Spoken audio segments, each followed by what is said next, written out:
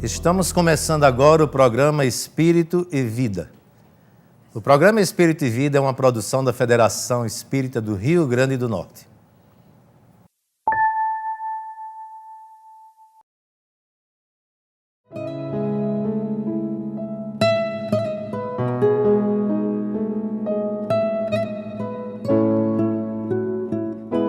A lua dependurada no céu da noite. O sol vitalizando os dias. Ventos, mares, amplidões. No início, esse sentimento de fascínio com a grandiosidade da natureza despertou-nos um temor que ensejou a adoração, os ritos e sacrifícios. Povos sumérios, os primeiros a usar a escrita, cultuavam a Anu, o firmamento. Egípcios adoravam Ra, o deus Sol, entre tantos outros. Gregos sonhavam com o Olimpo, onde Zeus tramava seus destinos. Tupis-guaranis, na Sul-América pré-colombiana, ofereciam danças a Tupã, o Criador. Todos os humanos que já pisaram na face da terra, em algum momento, tomados em sua pequenez, se curvaram diante do infinito. E ao darem nome ao que pressentiam, talvez soubessem que seria difícil reduzir tal sentimento a uma única palavra. Quem sabe por isso, os hebreus simplesmente o chamavam de Elohim, Deus dos deuses, ou de Yahvé, aquele que não tem nome. Antes lutávamos contra a natureza num ambiente hostil, onde a força bruta era a nossa principal força. É natural que o sentimento Deus de outrora correspondesse a esse estado. Hoje somos capazes de verter poesia, de criar leis que protegem as crianças, de planejar cidades e de sonhar com uma relação interdependente e harmônica com os outros seres do planeta. Porém, o mistério do infinito persiste diante da finitude humana. O encantamento já não é o do medo, mas a percepção clara de que uma inteligência superior ordena o cosmos, inspira a vida e se manifesta a cada pôr de sol, em cada amanhecer. Os deuses de outrora eram produto da ignorância e do temor. O Deus de agora nasce de uma nova emoção, sugerida por Jesus há 2 milênios, ao chamá-lo simplesmente de Pai. É um Deus que tem coração, um Deus de amor. Quanto mais doçura você carregar na alma, mais perto de Deus estará. Ele é como as estrelas do poema de Olavo Bilac. Para entendê-lo, é preciso amar. No programa Espírito e Vida de hoje, vamos falar sobre a época do ano mais sagrada para os cristãos do mundo inteiro, a Semana Santa e a Páscoa. Do Domingo de Ramos ao chamado Domingo da Páscoa, acontecem também os momentos mais dramáticos e tocantes da presença do Mestre Jesus entre nós. Quem vai falar sobre esse assunto conosco é a professora Sandra Borba. Sandra Borba é educadora, evangelizadora, palestrante, escritora e vice-presidente da Federação Espírita do Rio Grande do Norte. Sandra, como vai? Olá, Nilo, tudo em paz? Nossa saudação a todos os telespectadores do Espírito e Vida e toda a equipe. Muito obrigado pela sua presença conosco. Sandra, a Semana Santa é a época mais sagrada do ano cristão. Lembra os últimos dias de Jesus entre nós, a sua entrada triunfal em Jerusalém, sua prisão, morte e consequente ressurreição.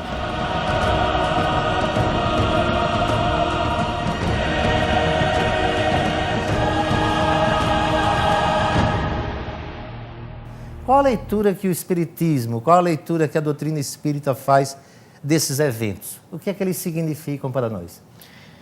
Olha, inicialmente é importante registrar que nós não fazemos aquela chamada comemoração da Páscoa, no sentido de que, para a doutrina espírita, Jesus, como modelo e guia, deve estar presente em nossas vidas todos os dias, assim como também todas as comemorações relativamente ao cristianismo, nós respeitamos, principalmente as tradições, as religiões mais tradicionais, mas a nosso tipo de comemoração se distancia, vamos dizer assim, dos aspectos mais ritualísticos ou de culto, embora, como dissemos, respeitamos a todas essas manifestações.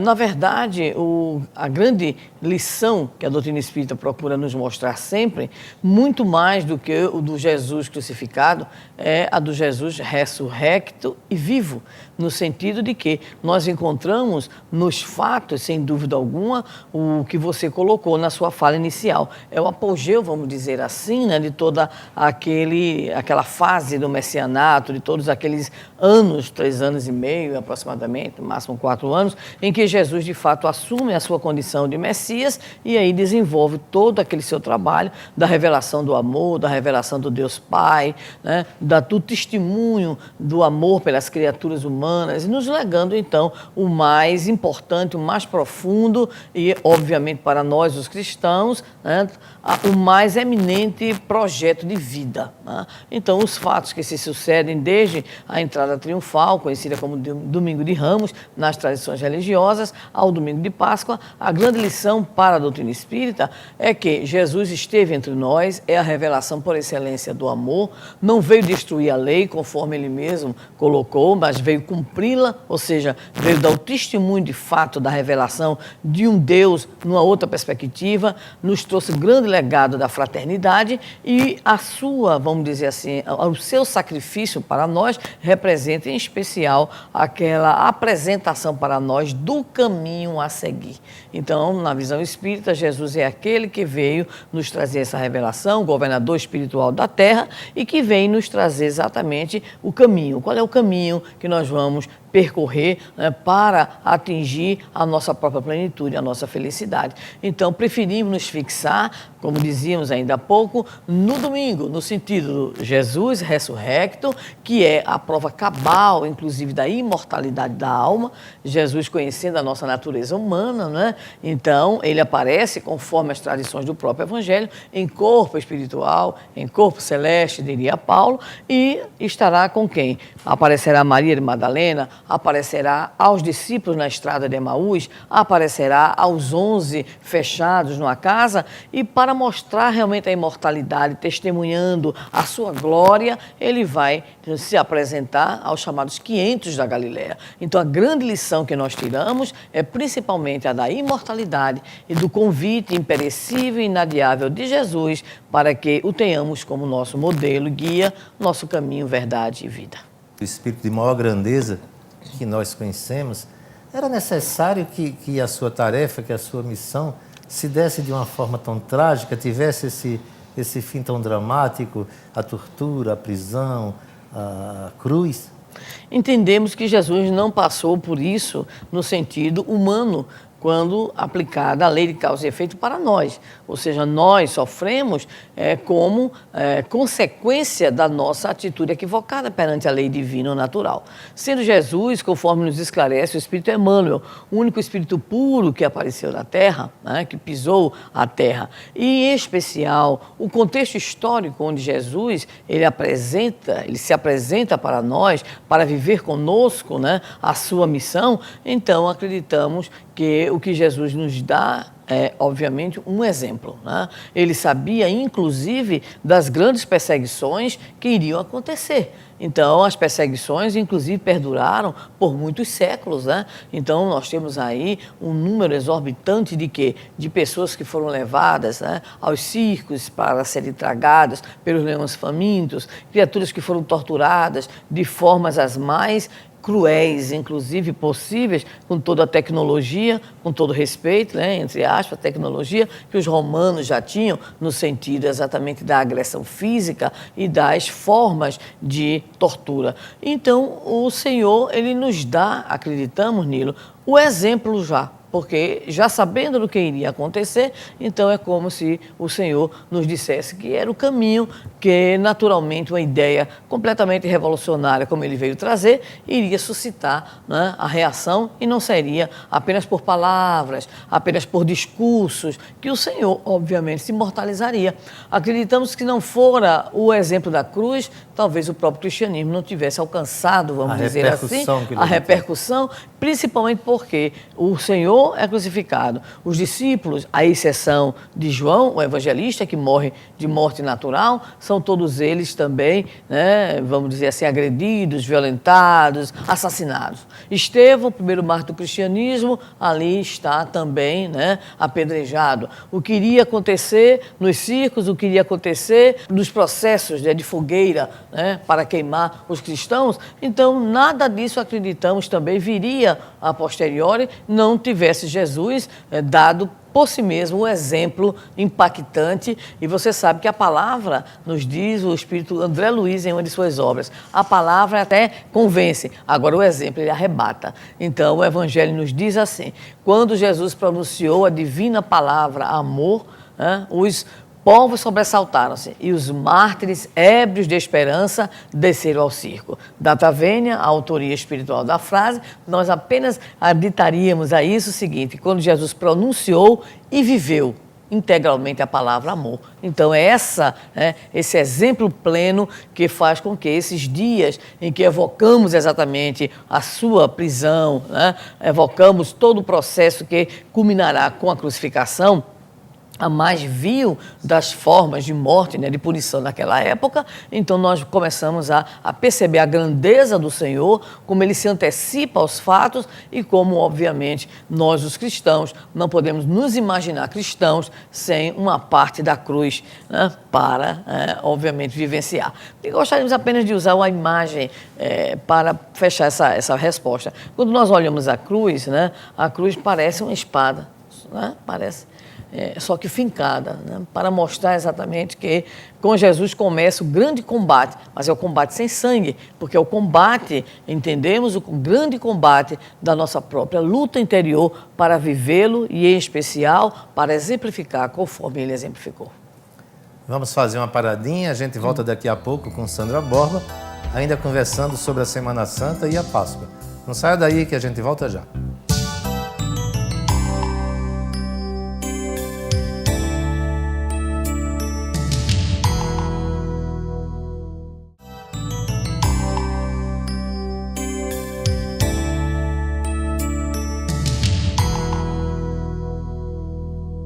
Estamos aqui com a professora Sandra Borba, conversando sobre a Semana Santa e a Páscoa. Sandra, como é que o Espiritismo vê a ressurreição e a aparição de Jesus aos apóstolos? Foi uma materialização?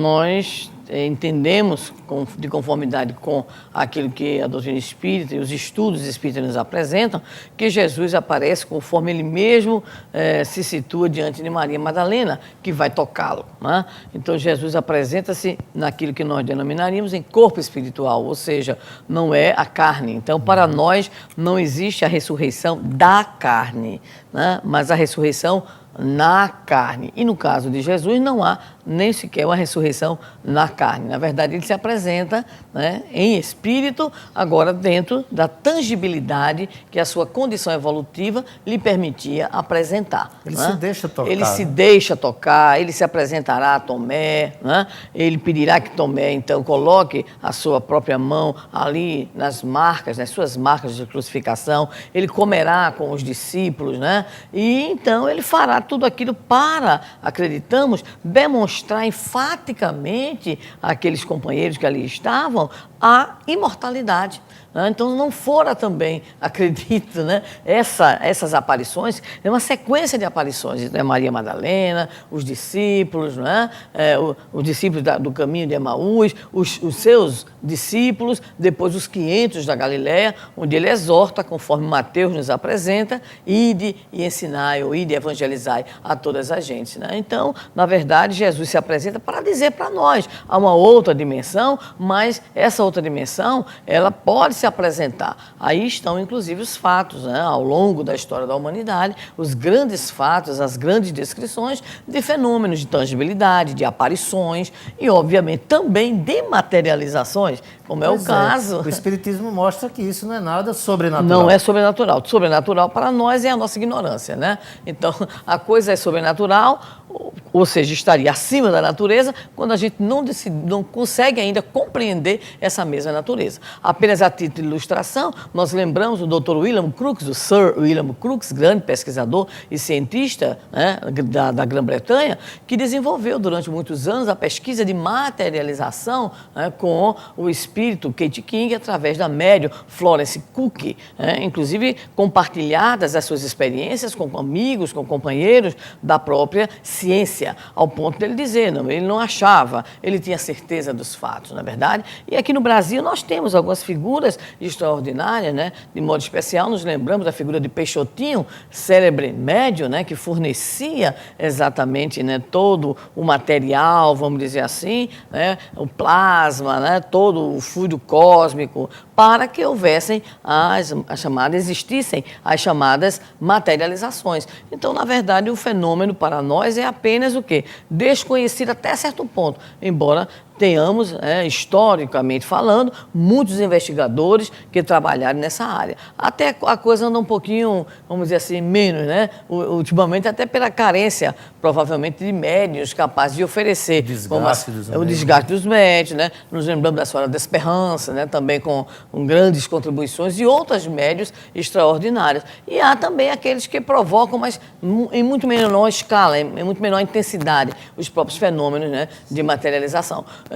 Estando há pouco tempo em Uberaba, né, conversarmos diretamente com aqueles que acompanharam e viveram com o Chico, e o Chico também era um médium de materialização. Então, era muito comum se materializarem pétalas de rosas, né? Ele dormia, quando acordava, tinha pétalas de rosas, né? Eram fenômenos assim extraordinários, mas não era esse propriamente o objetivo, né? Porque o objetivo é principalmente o quê? O efeito moral, e não exatamente aquilo que de repente poderá apenas suscitar, né, naquele que é o curioso, a curiosidade, sem uma resposta real daquilo que é o grande objetivo dessas grandes revelações na nossa vida. Você já falou um pouco, mas eu queria reforçar. Não deveríamos lembrar, ao invés de lembrar o Jesus, eu lembro em criança aquelas imagens realistas de Jesus crucificado, né, o sangue escorrendo e tal. Então, ao invés de a gente lembrar Jesus crucificado, não deveríamos lembrar Jesus, o homem, sua vida, seu exemplo, sua palavra? Jesus vivo? Jesus vivo. Isso nos faz lembrar um pequeno trecho de uma página do grande poeta libanês, Gibran Khalil Gibran, que na obra Jesus, o Filho do Homem, nos diz mais ou menos o seguinte, que a humanidade é uma grande carpideira. Nós aqui no Nordeste conhecemos muitas carpideiras, né? E ele diz assim, a humanidade parece uma grande carpideira para chorar por Jesus, quando na verdade deveria chorar por nós mesmos.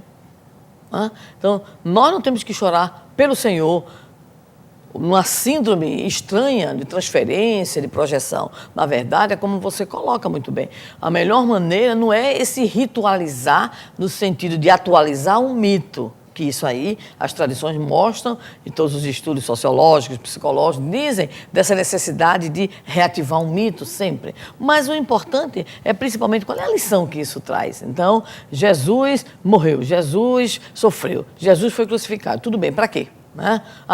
Para nos salvar. Na doutrina espírita, preferimos dizer, para nos mostrar o caminho que nós deveremos perseguir com o nosso próprio esforço no sentido do alcance da nossa libertação espiritual. Então, a humanidade ela está fixada, provavelmente, por uma espécie de sentimento de culpa. Lembramos um outro autor espiritual, no caso, Marco Prisco, que diz, no prefácio de uma obra, Momentos de Decisão, algo que consideramos muito interessante. Ele diz assim, no momento de loucura coletiva, os homens crucificaram Jesus. É um momento de loucura coletiva. Né? O Padre Zezinho nos diz uma frase linda em uma de suas músicas, né? Mas o homem ainda tem medo de Jesus, que tinha tanto amor. Né? Então, na verdade, é mais fácil ficar com sentimento de piedade, aquele sentimento de culpa, do que alimentar um outro sentimento. Do que tomar uma atitude, uma né? atitude, que é a atitude Sandra, da renovação, em vez da fixação da sexta-feira, da paixão, é olhar, vamos dizer assim, a mensagem que a Páscoa cristã nos traz, que é renovação. Este deve ser realmente o nosso foco. Ou seja, o Jesus que continua de braços abertos, agora ressurrecto, vivo, caminhando com seus discípulos e exortando ao trabalho. Esta é a imagem. e não vamos esperar ele voltar, ele nunca nos abandonou, ele continua conosco. A gente vai dar mais uma parada. Voltaremos no próximo bloco, dessa vez com perguntas dos telespectadores dirigidas a Sandra Borba. Não saiam daí, voltamos já.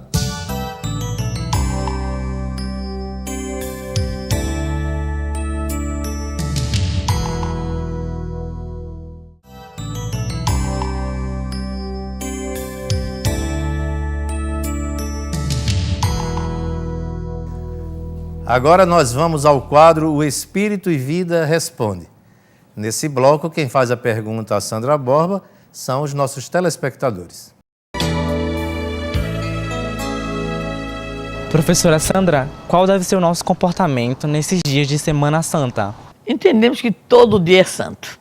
Há uma tendência natural da criatura, em função até mesmo das suas experiências encarnatórias, dos atavismos, em de repente eleger essa ou aquela conduta específica naquele dia, como se fora uma espécie de ritual a ser cumprido. Com todo respeito, entendemos que todo dia é santo, porque muitas vezes há uma preocupação da criatura em fazer determinado ato, em agir, em ter determinado comportamento naquele dia e não nos outros dias. Então, na verdade, todo dia é santo, porque todo dia nasce o sol, criação de Deus, e todo dia é dia de procedermos santamente da nossa vida. O que é que significa isso? Comprometido com o bem, comprometido com os valores cristãos. Então, respeitando, obviamente, toda e qualquer manifestação dos nossos irmãos, nós espíritas entendemos todo dia é santo, todo dia é dia de ter uma conduta que não seja uma conduta exterior, uma conduta estereotipada, mas uma conduta nossa de realizar aquilo que seria o maior sacrifício, que é o sacrifício da nossa própria imperfeição, no nosso esforço de autoeducação e de autoiluminação. Professora Sandra, na Santa Ceia, Jesus beija os pés dos apóstolos e divide o pão. Seriam esses gestos de humildade ou revolucionários? Nós entendemos que Jesus não é apenas o nosso Messias, na nossa tradição espírita, modelo e guia, um governador espiritual da terra, mas o Evangelho é um verdadeiro repositório de sabedoria. E esse repositório nos traz diversos aspectos da personalidade de Jesus. Uma, vamos dizer assim, característica muito interessante do Senhor é a sua preocupação com o trabalho em equipe. Jesus não precisava de ninguém para desenvolver o trabalho que ele desenvolveu. Filho de Deus, o nosso governador espiritual, mas ele faz o quê? Ele envolve um conjunto de trabalhadores, ele chama pessoas, ele se cerca de criaturas humanas de diversas condições, faixas etárias, nacionalidades, posturas, ideologias, para o quê? Para desenvolver uma obra que é uma obra que seria coletiva desde então. Então, acreditamos que o famoso momento da Santa Ceia do Senhor é um momento principalmente de exemplificações. É um momento em que o Senhor se coloca de fato diante do grupo e ele vai estabelecer aquilo que hoje os grandes estudiosos, Peter Drucker, por exemplo, nos afirmam, um grande estudioso da área da administração e da liderança, que o terceiro milênio só comporta uma liderança a partir de algumas características. E uma dessas características seria exatamente o espírito de serviço. O espírito de serviço, o espírito de doação, a capacidade de congregar, de motivar. Então, quando nós vemos a belíssima cena, né, imaginamos a plástica da cena, a estética da cena, mas principalmente a lição que a cena nos traz. O Senhor se cinge à moda dos escravos, ou à maneira dos escravos, e aí provoca o famoso lava-pés. Posteriormente, divide o pão e faz aquela exortação, porque conhecedor dos dias, né, difíceis que estariam todos a vivenciar, na verdade, o Senhor os acolhe. É uma atitude de acolhimento, de cuidado, de acarinhar, principalmente a de fazer com que cada um se sentisse, acreditamos, pertencente àquele grande projeto de redenção da humanidade. É uma lição de humildade, é uma lição de carinho, é uma lição de amizade que ele nos dá, o grande testemunho da amizade, e principalmente que toda obra que é grandiosa, ela é uma obra que depende da contribuição de cada um e, ao mesmo tempo, é uma obra que deve ter esse sentido coletivo para poder alcançar o maior número possível de criaturas. Professora Sandra, a Páscoa seria uma mensagem de esperança e renovação? A Páscoa, no sentido de ser esse momento que descreve os fatos da vida de Jesus em seus últimos dias entre nós, visivelmente falando, deve ser, é uma mensagem, é uma exortação em especial à esperança, porque nós poderíamos imaginar, será que o cristianismo ele seguiria adiante sem o momento da chamada ressurreição do Cristo? Será que ele teria um impacto? E será que Jesus dividiria de fato a história antes dele e depois dele? E será que Jesus teria hoje, como ele tem, mais de 1 bilhão de seguidores, ainda que em divisões, ainda que em interpretações, exegeses diferentes? Não, claro que não. Então é a imortalidade da alma, é a esperança do amanhã, é a certeza da continuidade da vida, a explosão da vida em outra dimensão, é a condição nossa de espíritos imortais. Esta é a grande mensagem, a mensagem de exortação, a esperança, a certeza daquelas velhas palavras do Senhor. Se assim não fosse, já eu vos teria dito. Então, se assim não fosse para nós, ele não teria se apresentado a nós e não nos teria deixado o grande testemunho do amor a Deus e principalmente da confiança, da fé, do amor e a certeza da imortalidade da alma.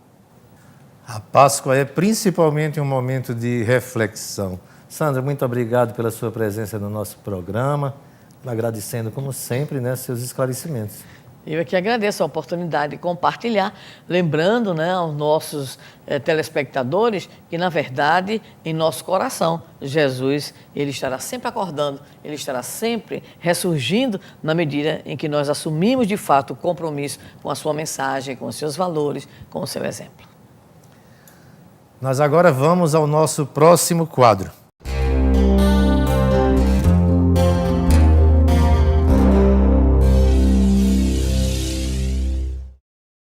O nosso programa dá dicas de livros que podem auxiliar no conhecimento e no aprofundamento do tema. Várias obras tratam do assunto abordado no programa de hoje. Anotem algumas. Jesus e o Evangelho à luz da psicologia profunda, de Divaldo Franco, do Espírito Joana de Ângeles. A Última Semana, de Marcos J. Borges e Dominique Crossan. Jesus, esse desconhecido, de João Arias. Cristianismo, a mensagem esquecida, de Hermínio Corrêa de Miranda. A dimensão humana do Cristo, de Djalma Argolo. Chegamos assim ao final do programa Espírito e Vida. Você pode entrar em contato conosco através do e-mail espiritoevida@sintv.tv. Agradecemos a sua sintonia e contamos com a sua presença na próxima semana. Muita paz para todos nós.